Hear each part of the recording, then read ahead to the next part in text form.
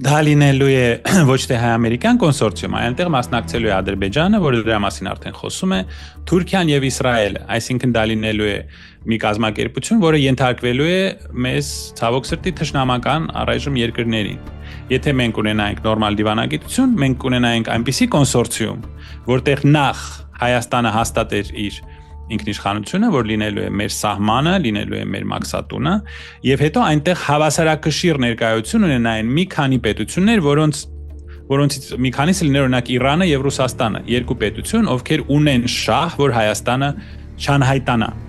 Թուրքիան եւ Ադրբեջանը շահ ունեն, որ Հայաստան այլևս չլինի, քանի որ նրանք ձուլվելու են եւ ստեղծվելու է մեծ սուպեր Թուրքիա առաջանալու այստեղ։ Իսկ Ռուսաստանը եւ Իրանը շահ ունեն, որ դա չլինի, եւ մենք կարողանայինք հավասարակշռել այդ երկրներին այդ կոնսորցիումի շրջանակում։ Իսկ հիմա մենք դառնանք էլի խաղաքարտ, Հայաստանի շահերը զոհաբերվեցին եւ ուրիշ պետությունները որոշում են թե մեր տարածքում ինչ է կատարվելու։ Դա շատ վատ է եւ սա այս անտաղանդ դիվանագիտության հետևանք